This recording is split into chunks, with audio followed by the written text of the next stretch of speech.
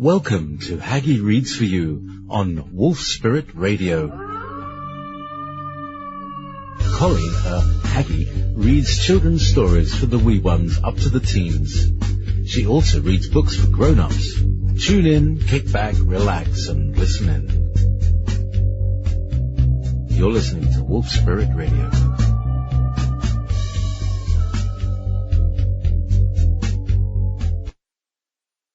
Hi everybody, it's Colleen, and today I am here with Nancy's book, The 9/11 Crusade. We'll start where we left off last week, but since finding this out, the energy has gone from me. I have to wonder what effect I can have, and to be honest, I hate the feeling of paranoia. Cooper's killing made me think again about my crusade to find the truth. Cooper found at least some of it, and his life was hell. My website is not a threat to anyone. I mostly put up stories and photos that convey the human side of the 9/11 tragedy, although I also put up links to more controversial websites. Yet I sometimes find myself looking for assassins in cars and shadows. Marty leaned across the table and lowered his voice. I even bought a gun. Not that I really know how to use one. Sid had heard enough. Woo, here, you're weirding me out. You're saying I may be safe, but you're carrying a gun? Right. You just know something. I want to do something. I'm on a crusade and was on a crusade. Right now, I don't know what I'm doing.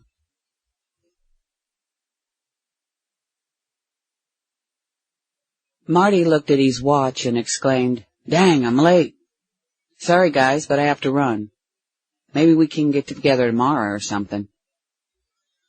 Marty had stood up and started pulling out his wallet, and Sid said, "No, please, let me get this." And he started pulling out his own wallet. "Thanks, Sid."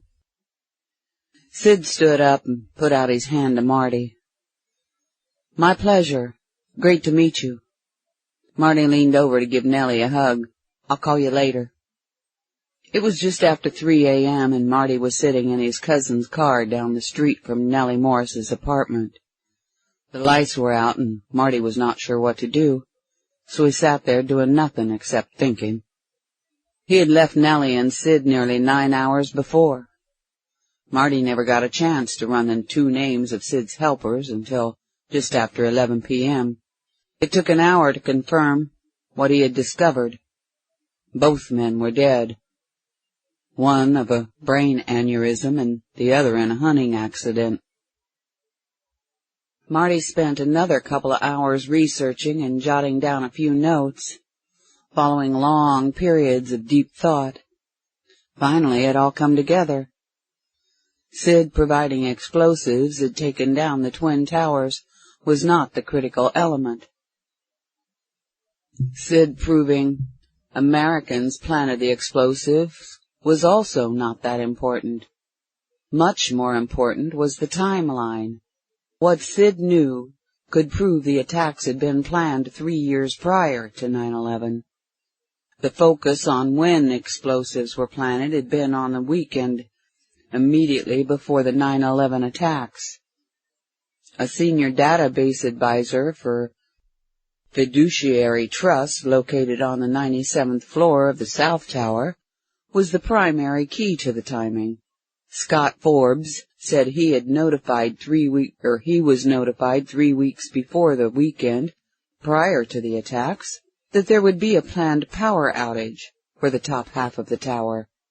For 36 hours over the weekend before 9/11, all security cameras and the security door locks were non-operational. Forbes said there were many strangers carrying huge toolboxes and reels of cable he'd not seen working in the tower before the weekend.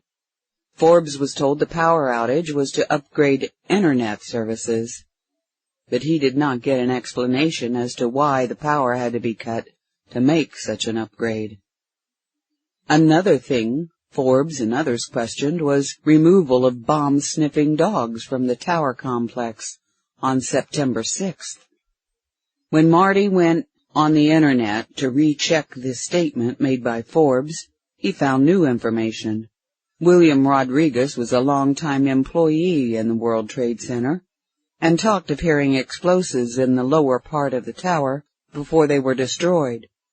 Rodriguez also said that there were many vacancies and even entire floors were without tenants.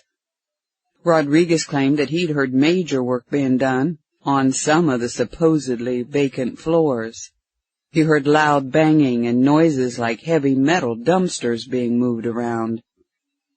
There were no elevator services to one of those floors, and Marty could not find out when Rodriguez said that the construction had occurred.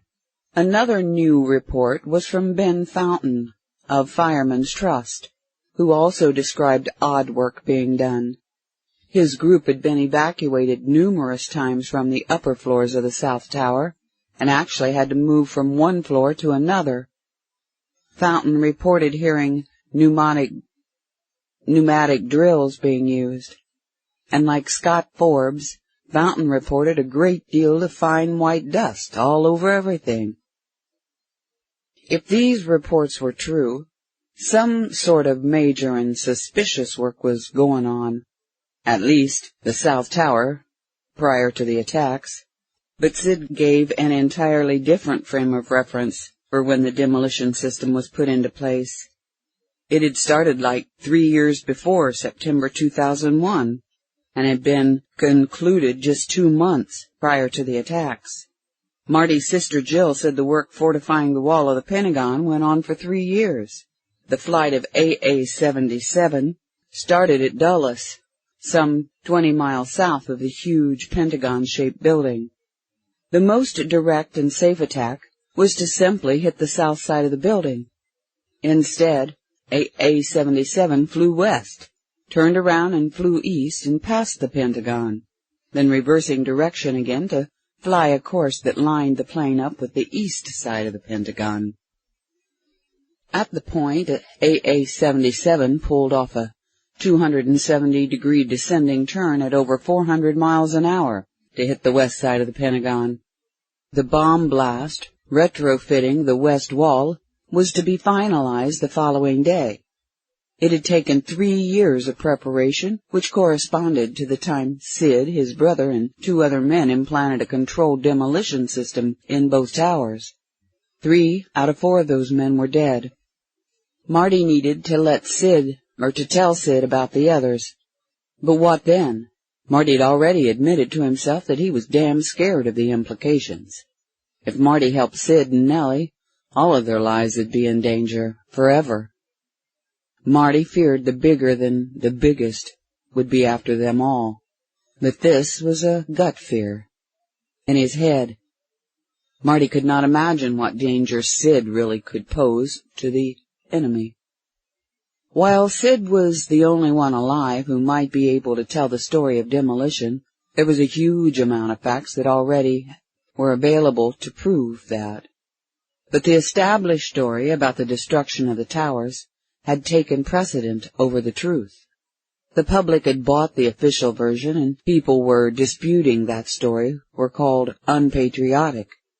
If Sid tried to confirm controlled demolition, he might have a hard time getting anyone in a position of influence to listen to him. Marty was still sitting in the car and slumped down in the front seat. He saw the figure move past his car and cross the street.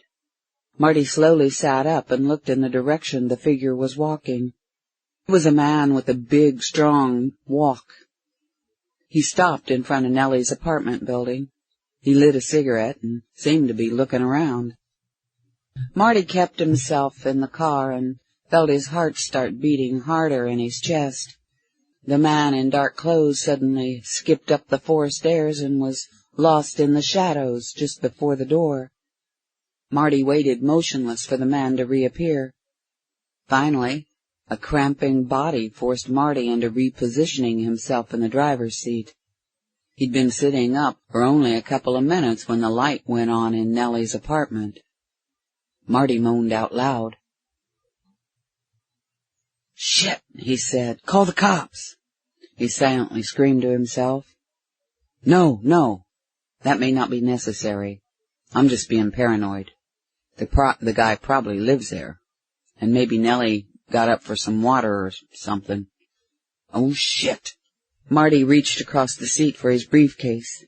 He pulled it open, and from the corner he pulled out a bundle of keys with identification tags. Then he found his penlight. He held the light and the keys under the dash, squinting to read until he found the word Nellie. He put the penlight back in the briefcase and sighed deeply before reaching for the gun. As Marty quickly made his way out of the car and across the street, he thought, "I'm just going to check this out." And then he was in front of the outside door. Marty had his fingers around the 2 keys that would give him access to Nellie's apartment. He was getting ready to try 'em when he tested the outer door. It was unlocked. Nellie's apartment was 1 story up. Marty moved slowly while trying to quiet his footsteps on the stairs. Before he got to the top of the landing, Marty peeked over to see a light border to Nellie's door. By now his heart was beating right out of his chest. The gun was in his hand, and his hand was sweaty. Marty turned quickly to the door. Slowly he turned the handle. It turned. It was also unlocked. Before entering, Marty recalled the layout of the apartment. When he opened the door, he'd find himself in the dining room, which opened into the living room. Just to the left of the door was the kitchen. Further on the left was the opening to a den area, where Nellie's desk and computer were located, and where Sid would be sleeping on the pull-out. There was a bathroom there also.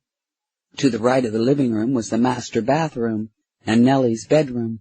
As Marty quietly and cautiously opened the door just a crack, he could see into the kitchen. A man was bent over, his back to Marty, with the stove pulled out toward the center of the room.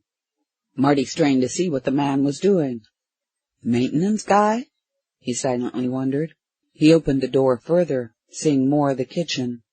The man's hands could be seen, and in them he had the wires of the stove. Marty just suddenly acted decidedly. "What are you doing?" he yelled.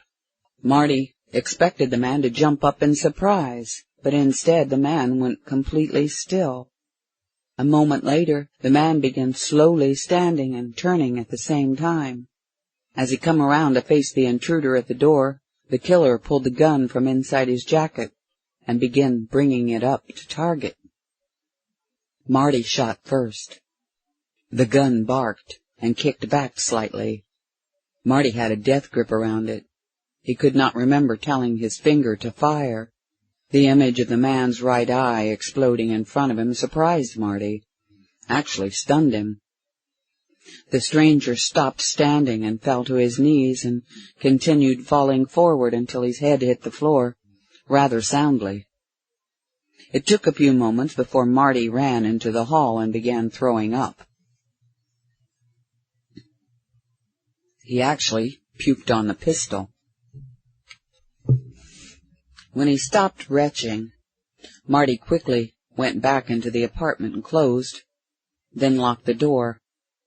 With his back against the door, Marty saw lights in both the den and the master bedroom. Still sick to his stomach, with his hand holding the gun shaking, Marty walked slowly toward the den.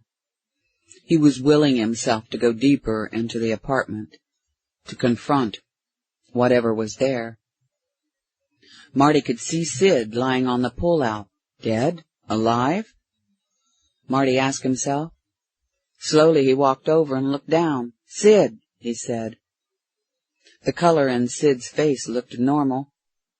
Marty reached out and nudged the body. "Sid," he said. The shoulder was warm. "Sid," Marty said louder, finally giving him a good shake. Sid moaned and his eyes opened. "What?" he mumbled. "You okay?" "Sid, come on, wake up." Marty was forcefully prodding Sid to a sitting position. Sid shook his head. "I feel drugged," he said.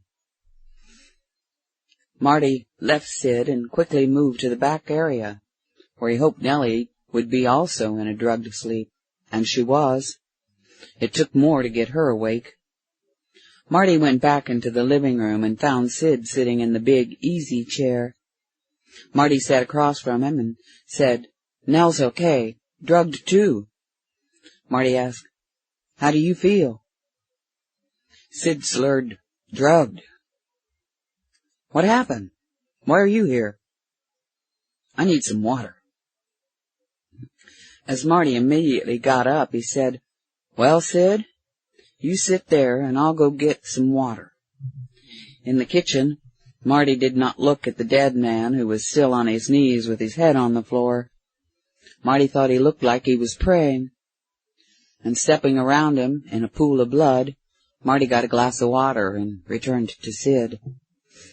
While handing over the glass, Marty said, "There's a dead man in your kitchen." Sid drank about half the glass before realizing what Marty'd said. "A dead man in the kitchen?" "Yep, I shot him." "You shot a man in the kitchen?" "Actually, he was in the kitchen. I shot him in the eye." Sid was fighting the drugged feeling. "You shot a man in the eye in the kitchen?" Marty pulled the pistol from his pocket and pointed it at Sid. "I used this." Sid was quickly waking up now. "Hell, what are you doing? Put down that gun." "Sure," said Marty, and he reached over to place the gun on the coffee table. Sid stared at the gun. It was a .22. Difficult to take a man down with a gun that small.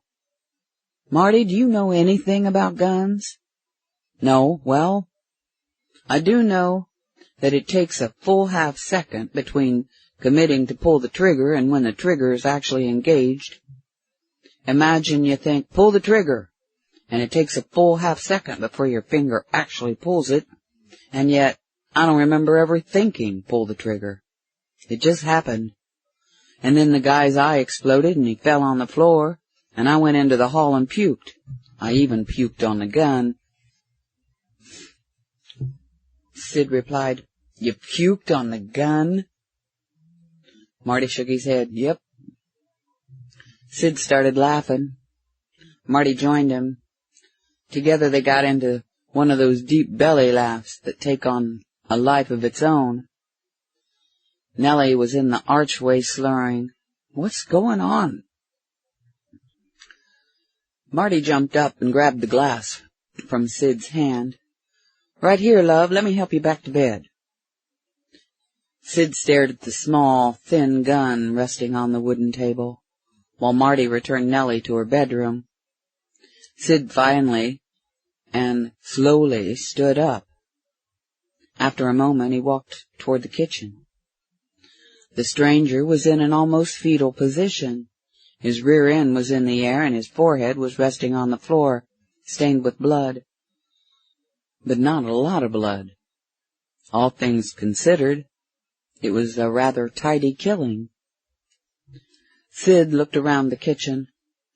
There was a gas mask, 21st century type. There was a canister with a long tube coming out of the discharge valve.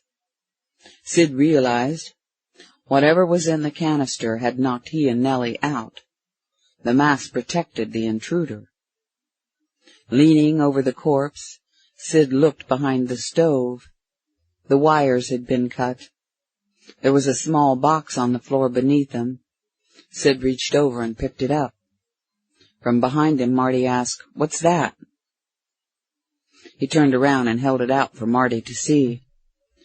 This would have sparked a fire that the fire department would attribute to a bad wire.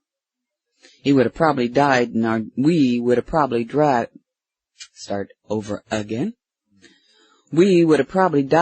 drugged out condition. "Wow," Marty murmured. Sid asked, "Why did you save us? Or how?"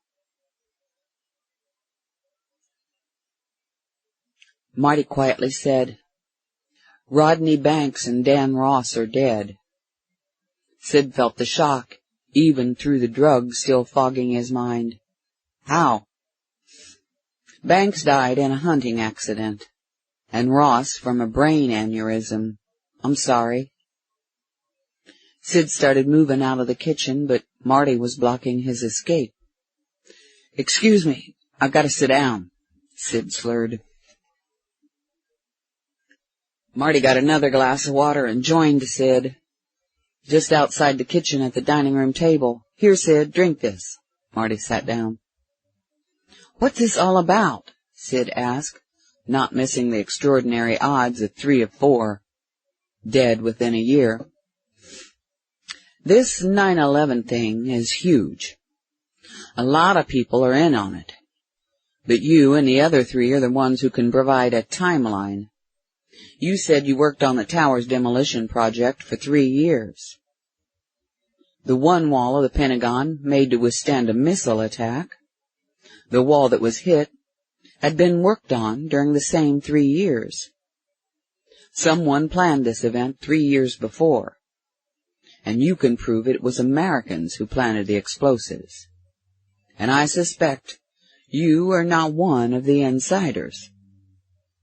What does that mean, insider? Marty did not know how to continue. Time was running short.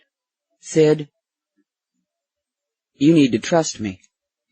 The story's long and difficult, but right now we have to decide what to do. Call the cops? No. I'm a paranoid with excellent reason. We can't call the authorities. Marty thought of something and asked, Sid, where you been for the last year? With his head in his hands, Sid replied, driving. I drove around the country, even Mexico and South America. Took $10,000 and just drove. Came back here yesterday. Sid, they must have been watching Nellie. For all we know, this guy's got friends on the streets outside. We need to get out of here. Where's your car? In the parking garage down the street. Let's get Nellie up and get the hell out the back way. Marty got up and was entering the back bedroom area. Sid yelled, wait! Marty cut him off. Sid, I just saved you and your daughter's life. You owe me your lives. Trust me, please. All our futures depend on your trusting me right now. Sid nodded, yes. And Sid and Marty rushed around, packing clothes and other necessities in a couple small bags. Sid also packed the .22 murder weapon and the .45 silenced pistol he pulled out from under the dead man. The third weapon Sid packed was knockout gas and a protective mask. The gas canister he gently dropped into a plastic wide-mouth thermos with a well-tightened top. Marty'd already taken dozens of pictures inside the kitchen. He borrowed Nellie's digital camera. Marty wanted a complete documentation of what had happened. It was not in the hope of having evidence to prove self-defense. Marty did not think this murder would ever be reported. He wanted to be able to prove it actually happened. He put the digital camera in his case and dropped it in the same bag holding the weapons. Oh, did I tell you this is 9/11 Crusade by Nancy L. Hopkins? I'm not sure if I mentioned her name, but yes, this is Nancy's book. She's wrote 2 of them. The Cosmic Reality, and also the 9/11 Crusade. Cosmic Reality is actually 2 books in one. The 2 men were soon hurrying the still drugged Nellie down the hall and out the back exit. The 3 cautiously entered the cold, dark night of the alleyway. They moved in the shadows toward the parking garage and Sid's white Jeep Cherokee. They were on their way out of the city. Sid was driving with Nellie asleep in the back seat. From beside him, Marty'd been telling Sid about the killing of the kitchen man, and Sid commented, "Do you know how lucky you are that the eye with that eye shot? The .22 would not have stopped him from killing you, but that eye shot killed him instantly. I think I owe my life to luck and not your skill. But thanks anyway. I don't think I said thank you yet. And I thank you. You've energized me. Feel like my old self is back, ready to wage the valiant crusade for truth and justice. Sid found Marty's words to be a hokey, but somehow truly righteous. There is a crusade? Sid asked. Yep. There most certainly is a crusade. Been going on for a long time by silent crusaders, but the intent is giving them a voice. The Internet is giving them a voice. One website is using the saying, just say no, K-N-O-W. He spelled. Sid responded, know the truth as the truth is out there? Yep. Know the truth that's out there. And it's out there. When you start looking around, the amount of information's staggering. It's a true thriller of a story, only it's the truth. Marty'd been giving Sid driving directions since their flight from Nellie's apartment. Turn onto the diner's parking lot. Sid followed the directions and was soon parked. Marty got out and went to the payphone. With the sound of the car door opening and closing, Nellie awoke, surprisingly clear-headed. Where are we? She asked. Hi, honey, Sid said, turning around and putting his hand out to his daughter. How you feeling? Actually good, like I've slept for hours. What time is it? Sid looked at his wristwatch and said, 4:15. Where are we? Marty's making a phone call, Sid said, turning to look at Marty outside at the phone. Although I don't know who he's calling. Sid watched Marty replace the phone and come over to the car. Opening the door, Marty saw Nellie awake. Hey, girl, you okay? Great. What's happening, Marty? Sid's gonna have to tell you. I need to get over to my cousin's place and pack up my stuff.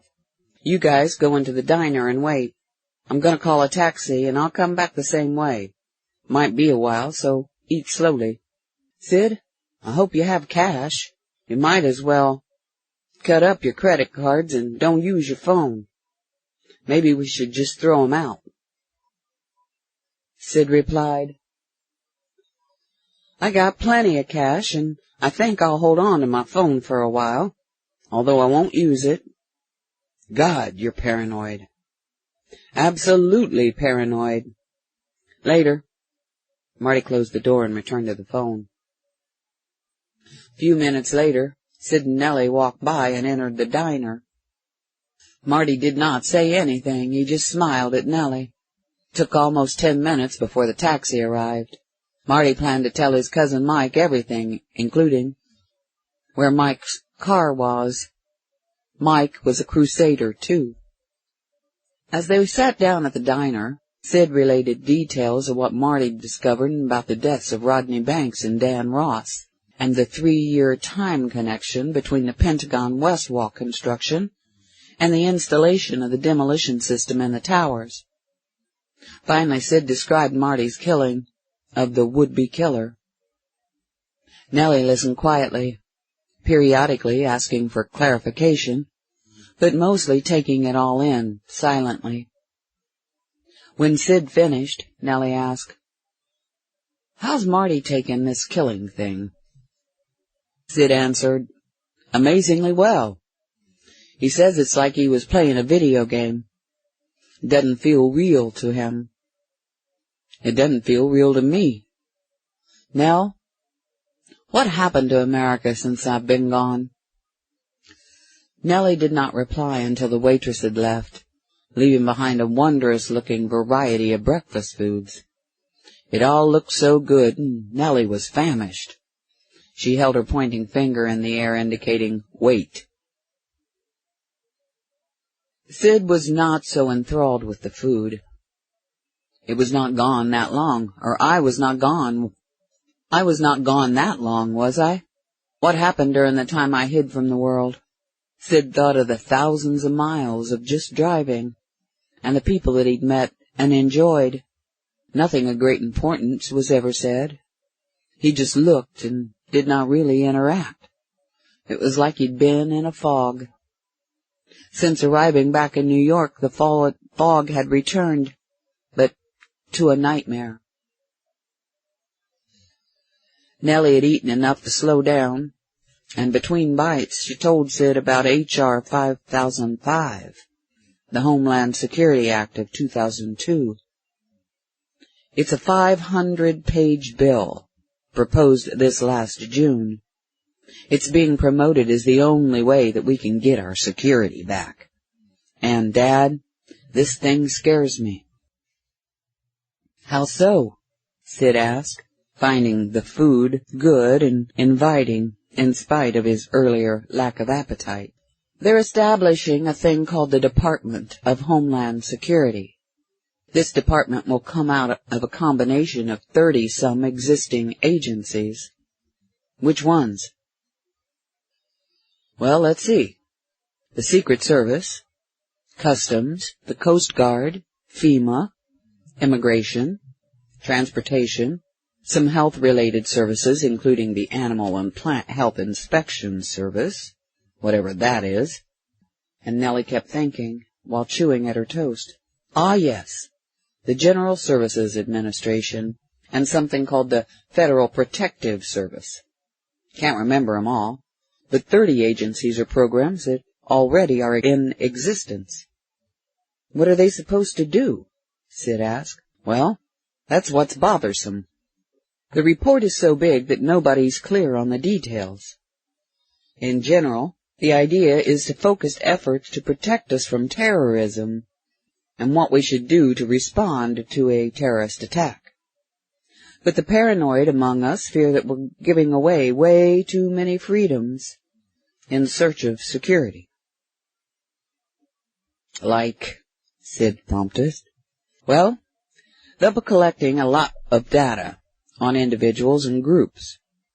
They're limiting information requests under the Freedom of Information Act and calling for criminal penalties on government whistleblowers. Government committees will be allowed to meet in secret if they're deemed national security related. And the thing that personally weirds me out, they're giving themselves power to declare national health emergencies that could result in quarantines and forced vaccinations. And this has nothing to do with terrorism. But anyway, this bill's indicative of a new move toward centralized control. Sid was disturbed by the concept. Yet in response to 9/11, he thought it could be understandable. Maybe it's just something that needs to be done, he observed. Nellie stopped eating and put down her fork. Looking at her father, she said, "You still don't get it." "What?" "This country is truly screwed up, and you just want to look away." Sid snapped back. "A dead man in your kitchen changed that. Can't really look away now, can I? Someone tried to kill us both, but who? Maybe the government's trying to save us from the very men who are trying to kill us. Maybe we should just turn ourselves in and take a chance that the government is not out to get you, like you and Marty seem to believe."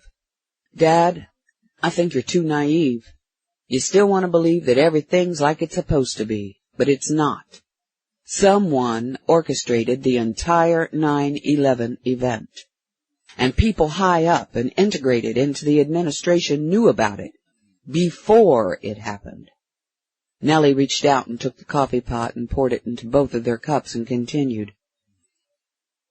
"Let's take another track. Let's go back to 1995 and the bombing of the Federal Building in Oklahoma City. I suppose you're going to tell me that that was a conspiracy too," Sid said. "No. Although it probably was. No, what I'm referencing is the response to the event. See, assuming Timothy McVeigh was the sole bomber, as the government contended, Then there was no revolution. And yet, under Clinton, the U.S. government passed the counterterrorism bill. That bill allows for secret trials, deportation of resident aliens without due process, seizure of both individual and organizational assets.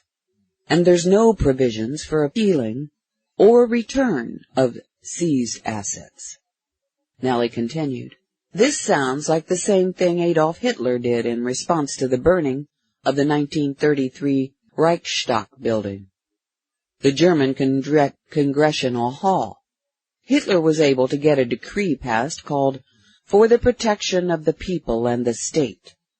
The bill's been nicknamed the Enabling Act because it allowed Hitler to get rid of any individual or group that could oppose him and his fascist party. The decree enabled Hitler to take away all the rights guaranteed to the citizens of the German Republic. Those Germans had the same freedoms and rights that we have in America. With the passing of that Enabling Act, all those rights were gone. But like here, it took some time before the Germans understood what it all meant. Before they understood it, the German democracy was gone. So the United States is now a fascist state?"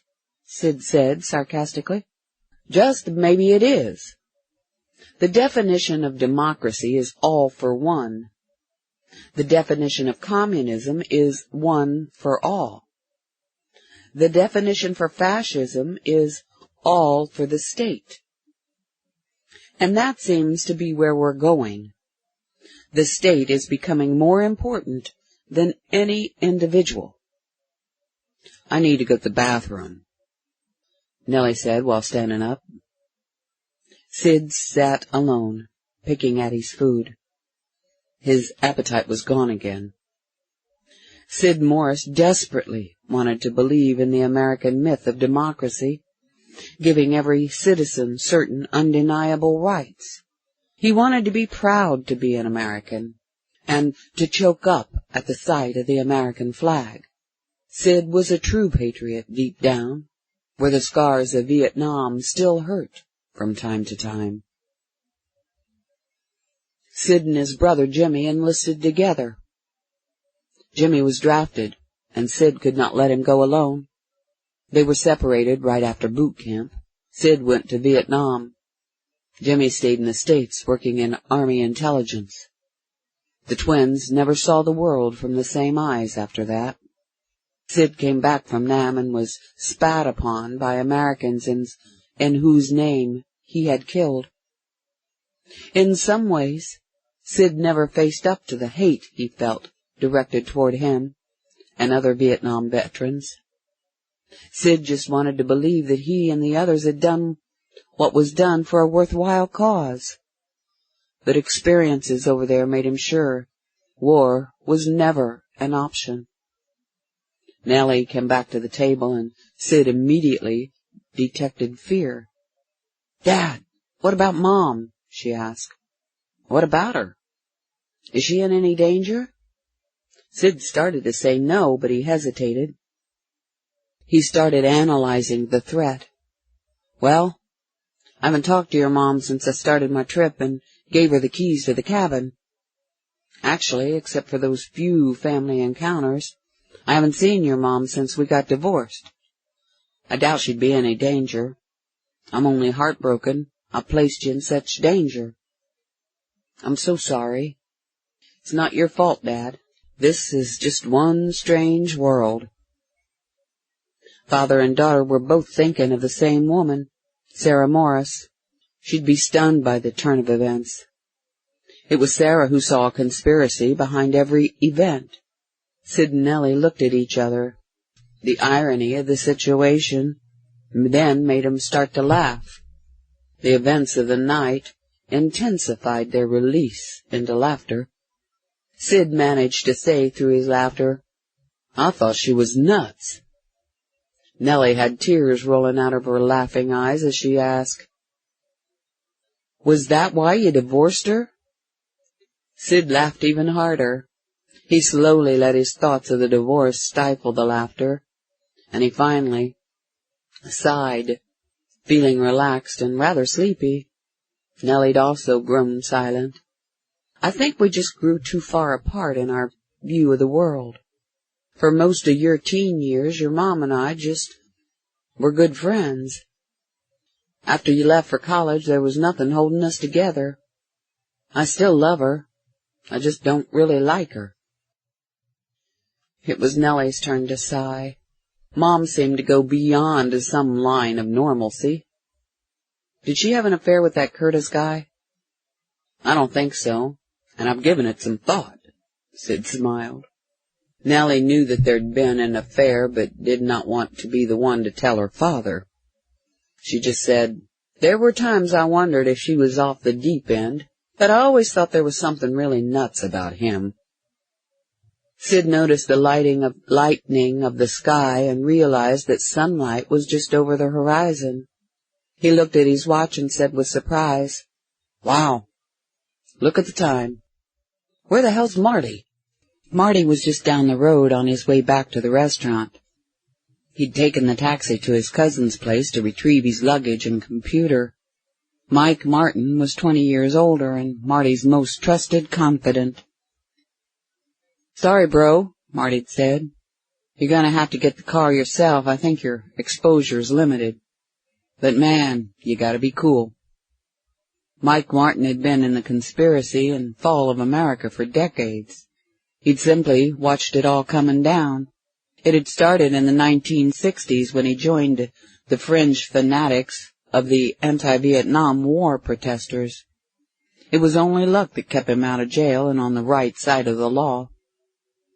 But Mike survived and graduated college and found himself separating from others, believing that America was in danger of becoming a fascist state. It did not take long before Mike merged into the corporate American lifestyle of working all day and waiting for the weekend rest. It was the Waco disaster that made Mike take another look at the real America. Marty and Mike convinced themselves that the enemy would go into Nellie's apartment and secret out the corpse. They'd even clean things up. The enemy did not like messy, policed interest in their escapades. They also thought the car was the only connection between Sid and Marty. Then they realized the call from Marty to Nellie was probably monitored. They concluded Marty was compromised. The car was tainted. Mike, as its owner, was in danger of being identified and connected to the Morris problem. Mike finally said, I'll take a look at it tomorrow, see if there's anything that looks amiss. I hope I can get it out of there with no trouble. Maybe I should report it stolen. Anyway, it's my problem. Marty, you got to get gone and deep. Marty picked up his stuff and was on his way back to Nell and her dad. His stuff was comprised of the most advanced electronic gadgets available on the commercial market. Before leaving Mike's apartment, Marty connected to the internet and a fraternity of brothers and sisters. It did not take long to get a response. They went into scramble mode and Marty related the day's event over a secure system that was encrypted. He disconnected when the unscramble reply came back, Bring 'em in. Day 2, Allentown, Pennsylvania. James Morris, still in his bedclothes, stood looking out the huge double bay window. The sun was just coming up over the ocean horizon. The pool was between him and the blue-gray ocean. He watched his daughter Jenny swimming laps, while he listened to the voice on the phone. Technically it was bad news, but Morris was smiling gently. Sid had survived the assassination attempt and was on the run with Nellie. Having no idea that a Marty Martin was involved, James imagined how his twin could have somehow shot the assassin in the eye. James was proud of Sid's unexpected cunning, skills, or luck. The plot thickens, Morris thought. As he watched Jenny swim, James thought about his niece, Nellie, and Jenny had been born 2 months apart. James was sorry Nellie was involved in this chase. Can't be helped, he cautioned himself. There's no way to know how much Sid's really shared with Nellie concerning the Twin Tower demolition plan. But the end justifies the means, rushed through his mind. He caught himself and said silently, no. The end does not justify the means. Nellie is just collateral damage, and as unfortunate as that is, it is a necessity of war. The thought took James out of his imagined reality. Jenny was not swimming in the pool. The pool was empty. He'd imagined how much he would have enjoyed a sunrise swim in that pool. It was a perfect pool overlooking a perfect ocean. Jenny was still alive, but she thought her father was dead. She would never swim in that pool, in reality. Jenny was another in the category of collateral damage. It was one of those, if I tell you I'll have to kill you things. Sooner or later the lunatic fringe of conspiracy nuts could have found those few who actually planted the demolition system.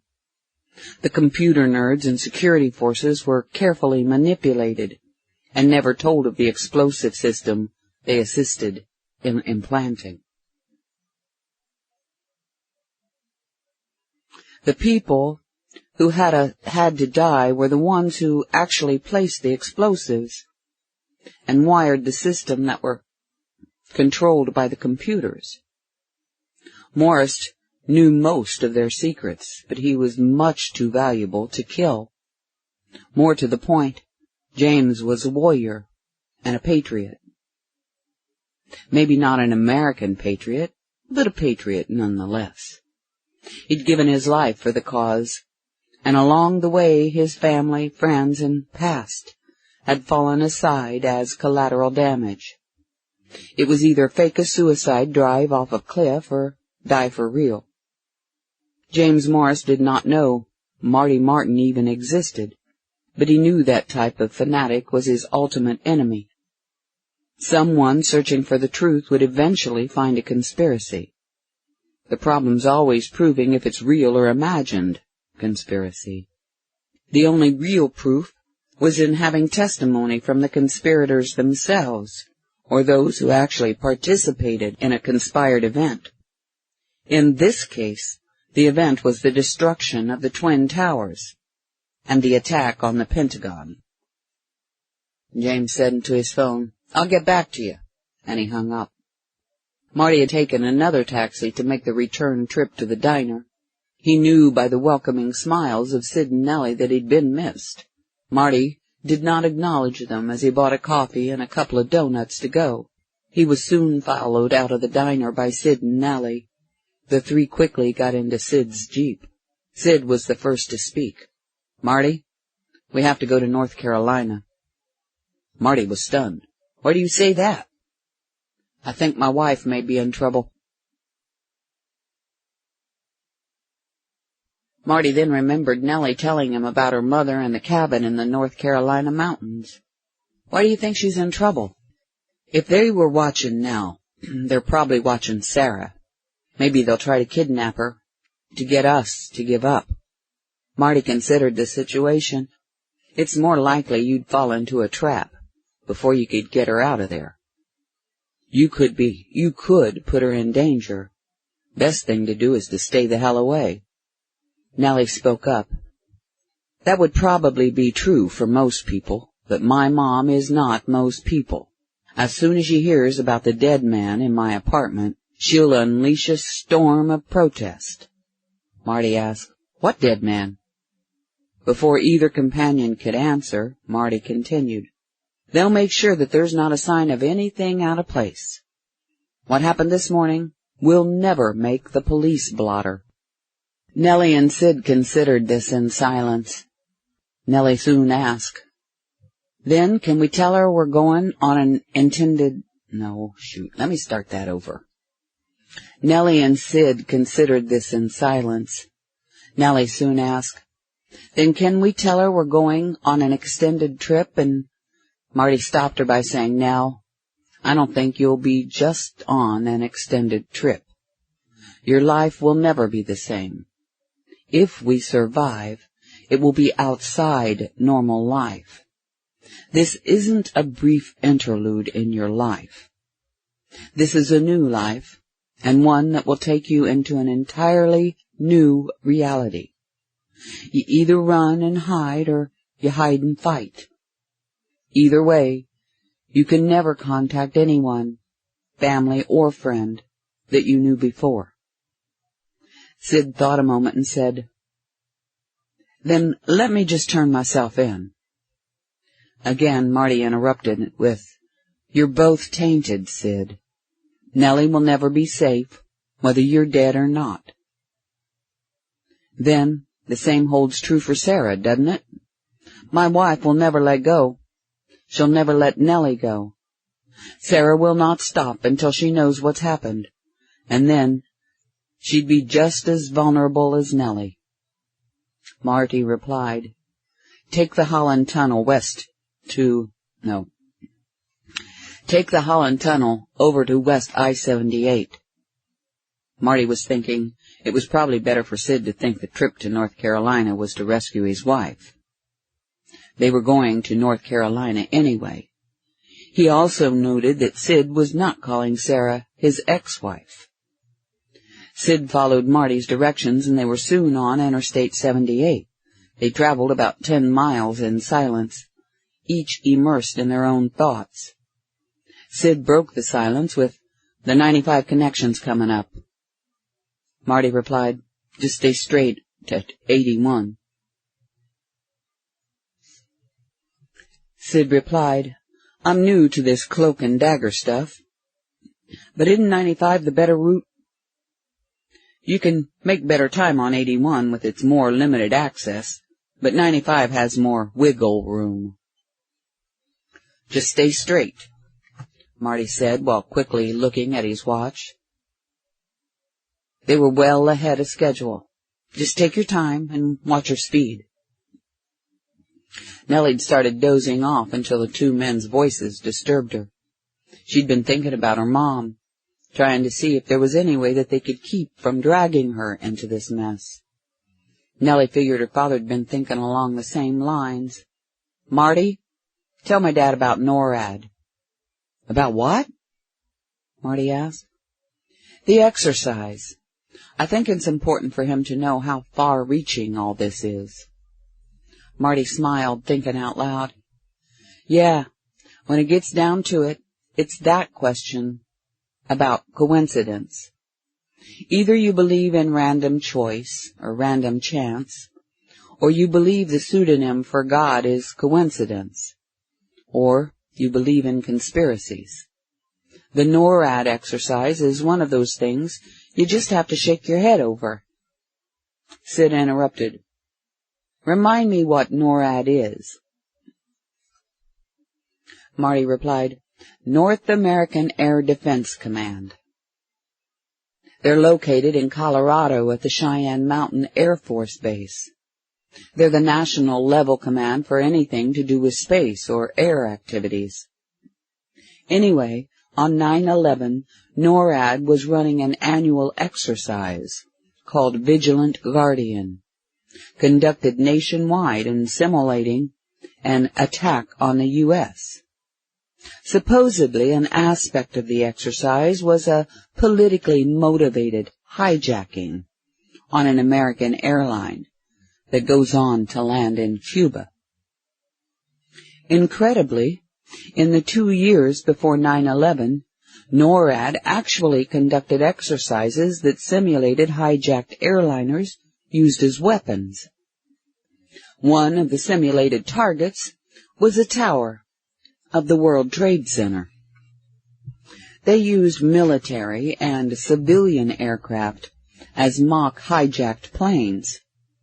Not only did they exercise to test identification and detection of the actual hijacked plane's track, they were working on coordination between agencies, including operational and communication security procedures. Even odder, they had considered using the Pentagon as a target for a hijacked plane weapon. But they never ran that exercise thinking it unrealistic. Sid commented, "That is very strange." Marty continued, "The only difference from the exercises and actual event was the fictional attack was made by foreign planes and not American airliners." Sid asked, "So, this exercise was being played across the country?" "Well, on 9/11, there was an exercise, but not the one with hijacked planes used as weapons.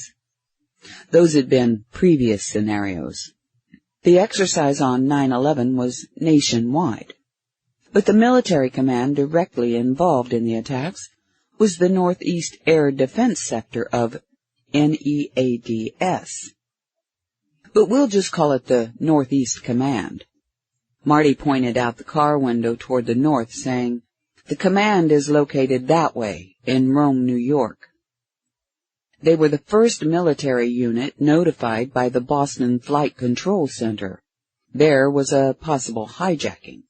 But by the time that they were notified, American Airlines 11 was 35 miles north of the JFK Airport in New York, and the Boston Center had no idea what the plane was doing.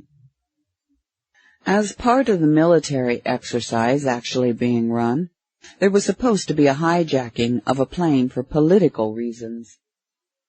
This caused some momentary confusion, but inside sources said confusion as to whether the reports were real or exercise did not really impact what happened.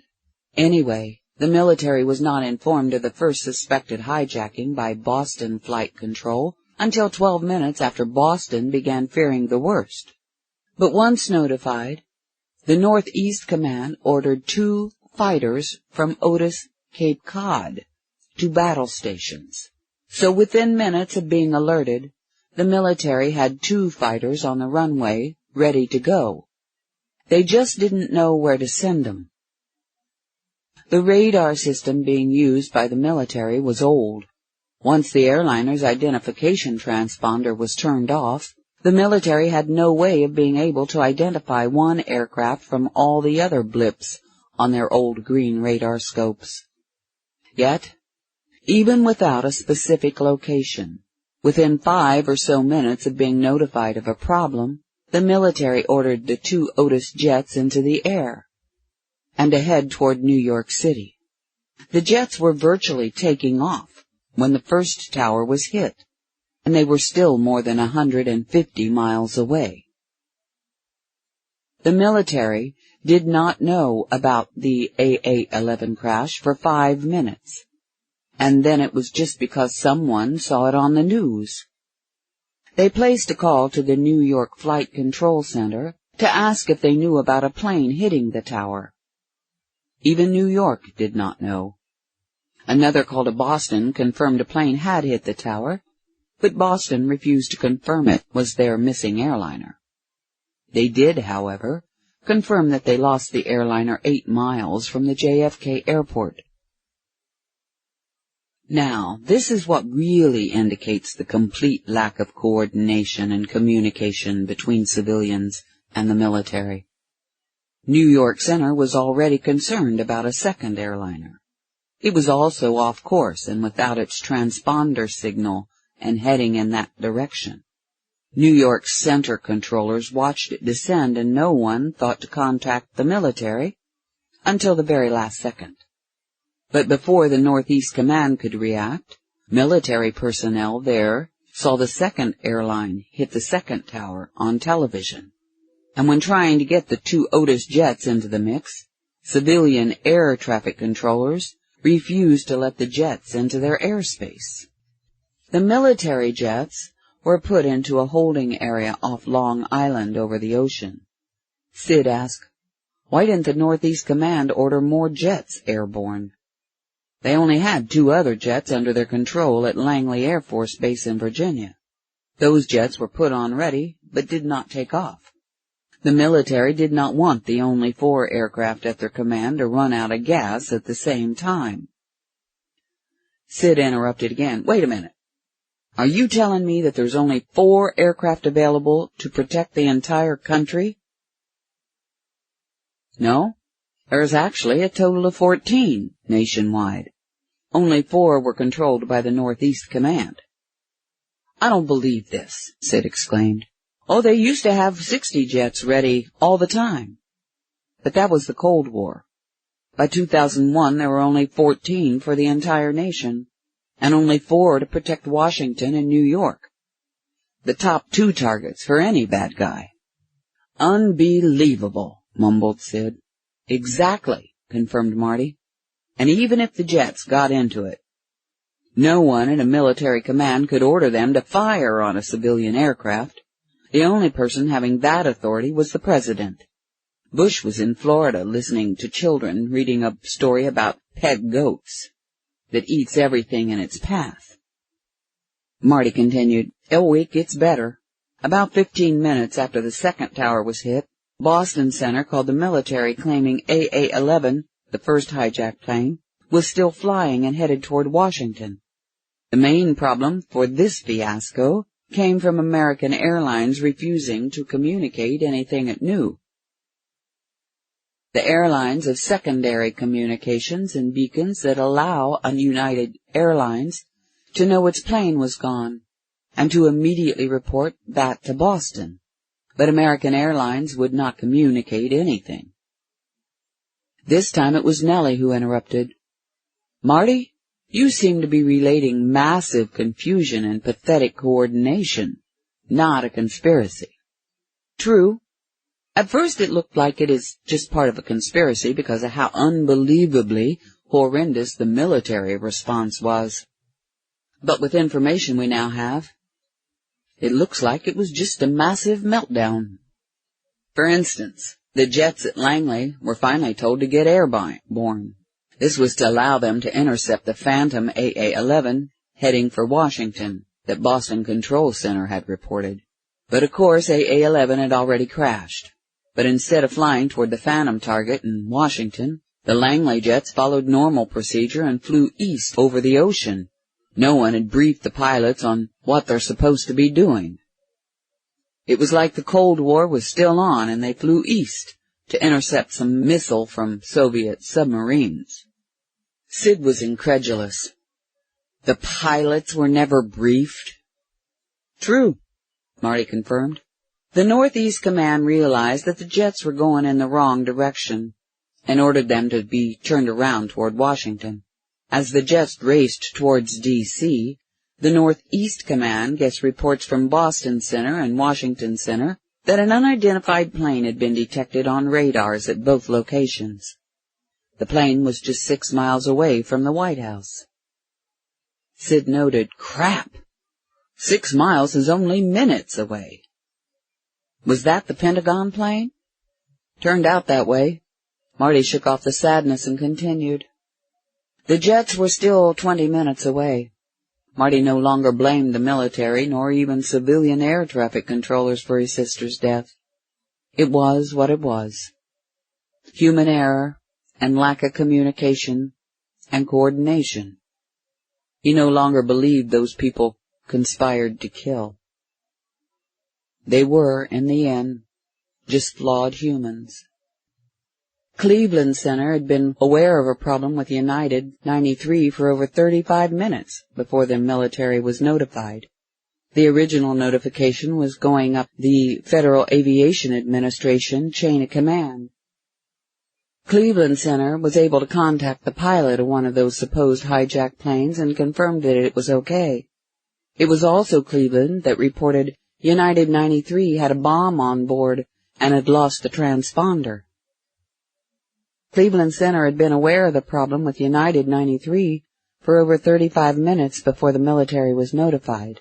The original notification was going up the Federal Aviation Administration chain of command. Again, it comes down to lack of imagination. They all continued working on the concept that a hijacked plane would land and the hijackers would make some demands. The 9/11 situation was beyond anything normal people considered. In the end, United 93 crashed 12 minutes before the military knew anything about it. Nellie asked, "So you're saying there's no way that 93 was shot down?" "Not by the military. I rather think it was a situation where unbelievably brave Americans fought a battle they won, even though they all died doing it." Sid asked, "How exactly did the plane crash?" Marty was stunned. "Man, that's one of the best-known stories ever. And you don't know what happened?" "Marty, I saw the towers fall. After that, I stopped watching. 2 days later, a sheriff notified me that my twin brother had driven off a cliff. I was not right in the head for a good 9 months. I'm not sure I'm right yet. I still can't shake the guilt of killing all those people, even though I can make the argument that neither Jimmy nor myself was the specific cause. Bottom line, I know very little about what happened after those towers fell." Nellie interjected, "Marty, I can confirm Dad refused to talk about any of it. It was like he just shut down. It's like the proverbial ostrich sticking his head in the sand. After a year he takes it out only to discover that he should have just crawled into a cave or something." Nellie's remarks made the men laugh. With compassion in his voice, Marty began, "United 93 took off an hour late from Newark, New Jersey, and flew a normal flight until nearing Cleveland. At that point, hijackers took over the plane by threatening the pilots with a bomb, probably fake or non-existent, and a flight controller in Cleveland actually heard the commotion in the cockpit when it happened. The plane was then turned around by the hijackers, back towards Washington. The key to the story is the plane taking off an hour late. That gave time for the passengers to discover the other hijacks and crashes through phone calls to loved ones. After the hijacking on the plane had started, the passengers decided to take action. Together, a group of them attacked the cockpit. The hijacker piloting the plane put it into a dive just east of Pittsburgh, crashing the plane near Shanksville, Pennsylvania, about 150 miles northwest of Washington. They think that its target was either the White House or the Capitol. It's a story of American heroes." Silence filled the car. "Damn," Sid finally said. Marty noted, "Crazy to think the world's supposed top military could screw up that bad. Yet, while I don't believe any of them were complicit in the 9/11 conspiracy, I find the fact they spent time exercising a scenario of airplanes as weapons to be more than suspect." Sid made the connection, saying, "You think someone did a practice run to see if the military was capable of doing it, don't you?" "Obviously, they are capable of doing little. What had the exercise shown them? Had they successfully vanquished imaginary foes that proved so elusive on 9/11? If the point's been to develop communication and coordination between civilians and military, they seemed to have failed there in the real world, and big time. It just makes me suspicious." Sid asked, "You ever done any military time?" "No." "That's why you'd find total incompetence suspicious. I can tell you from my own military experience that screwing up is just standard operating procedure for the military. Those men and women are just human. But the system is designed to fail. To progress up the ranks, you have to conform. Anyone who points out a problem is looked at as a problem. In the enlisted ranks, in the middle of battle, sometimes innovative and courageous thinking comes about. But once you get into the officer ranks, it's more politics than anything else, and the higher up the ranks, the more political it gets. Plus, you have professional civilians working in the Department of Defense, and all those people focus on is keeping their damn jobs. It's a system-wide quagmire. Nothing you told me today sounds anything other than standard operations." "Okay, Sid. Let me ask you this. Accepting that the system is screwed, and there's ways to use that screw-up to steal vast amounts of money, Oh, absolutely. How about $2.3 trillion? Why so specific an amount? Sid asked with suspicion. Well, that's the amount that Defense Secretary Rumsfeld claimed was unaccounted for by the Inspector General's own tally. That computes to about $8,000 for every person in America, adult and child. Or that 25% is what is allocated to the military cannot be tracked by its own accountants. Sid burst out laughing. Oh, too good, he said while shaking his head. Rumsfeld made that announcement on September 10, 2001, the day before 9/11. Sid stopped laughing. Really? He said with surprise. So are you proposing 9/11 was orchestrated to bury this information? Why would he announce it? Who the hell knew? Was the Inspector General making this public, or was Rumsfeld announcing it because a report was out? What? Marty had a big smile while saying, Actually, I'm just playing with you. It's true Rumsfeld referenced this loss the day before the attack, and the attack on the Pentagon took out an office where major accounting was conducted. But Rumsfeld was really using the figure to explain how impossible it is to account for so many dollars in so large and complex an establishment. It was known in many circles by the U.S. taxpayer was not necessarily aware of the massiveness of the problem, but yet they can account for every damn penny we make. So, pleased to explain that one. But there are some in the world of 9/11 conspiracy nuts that think this might have been a motive. Sid replied, I thought you were a conspiracy nut.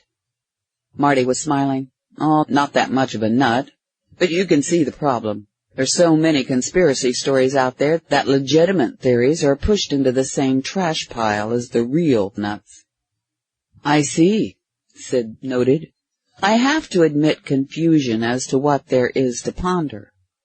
Are they trying to say that demolition was something more than a fail-safe plan that went really wrong? If they're blaming Jimmy, why aren't the feds after me? Sid, you really have no clue about what they said happened. Well, it was obviously explosives that took the buildings down. The question would be why the second tower was destroyed.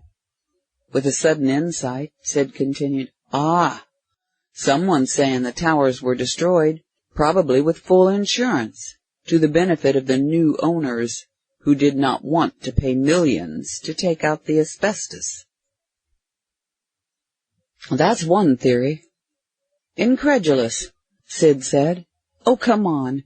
That was a joke Jimmy made after the new company bought the towers and took over operations. No one really believed that, do they? Marty was thinking. It was $3.2 billion deal for a 99-year lease with a huge tax break and full insurance. It'd been concluded over 7 weeks before 9/11 by Silverstein Properties. What's with the asbestos? He asked. Supposedly they had to remove asbestos from all the buildings due to changes in regulations. It would have taken millions. Jimmy said it would almost be cheaper to just destroy them and build them again, adding something about maybe Silverstein should negotiate with some terrorist, as long as he had insurance that would cover that situation. Apparently, Jimmy knew that they had a special insurance coverage to include acts of war or terrorism. But damn, in retrospect, this was just a bad or poor taste joke. Sid, how were you paid? Paid? Well, that was a direct deposit to my checking account. Sid thought for a minute and concluded, I don't remember or actually know who was issuing payment. Does controlled demolition sound familiar? Oh, I know about them. Big. Had mucho contracts with the U.S. government. They're excellent. They offered me a job once. They're the ones who demolished what was left of the Murrah building in Oklahoma after the 95 bombing. But I don't think they were the ones paying me. How about Securicom? Not familiar with that name. Why those names? Controlled demolition is the main suspect for putting in the explosives, mainly because they were the ones who oversaw debris removal at Ground Zero, and because they're so tied with the government. Securicom is even more tainted.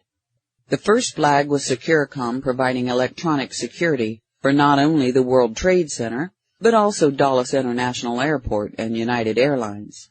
These last two operations gave Securicom detailed inside knowledge on the workings of U.S. airliner operations. The second flag was having President Bush's younger brother, Marvin, on its board of directors. And the company was backed by the Kuwait American Corporation, which has a long history with the Bush family. The company had an unknown number of security contracts with the Department of Defense and other government agencies. Sid asked, what was the connection with the Bush family to the Kuwait firm? Actually, the company's headquartered in D.C. and is a private investment company. The Bush link seems to have come about after the Gulf War, and I'm not sure about the details. What I do know is that Marvin Bush joined Securicom when Kuwait American capitalized Securicom, making it the major investor. Sid asked, so Securicom was responsible for security at the Trade Center? Seems only electronic security. Port Authority Police were the main units in charge of normal security and safety operations. How about EJ Electric or Electronic System Associates? Can't say. Names are too generic. Why? They appear to have been the actual companies that installed a massive upgrade to communication capabilities of the towers. After the 93 bombing, Securicom seems to have drawn up a plan implemented by the other two companies, which installed 2 million feet of fiber optic cable, cameras, access controls such as turnstiles, and other security upgrades. I'm just trying to see if you know anything about any of this. Not a thing. This is like the stock market transitions that make you look down the alley, but you can't see any way you go any further. It's another example of where conspiracy nuts are making mountains out of molehills. I don't see enough data to go with, but I sure enough need to ask what you might know, because you were there. All right, guys, I think I'm going to have to stop here. Thanks for listening. See you all later.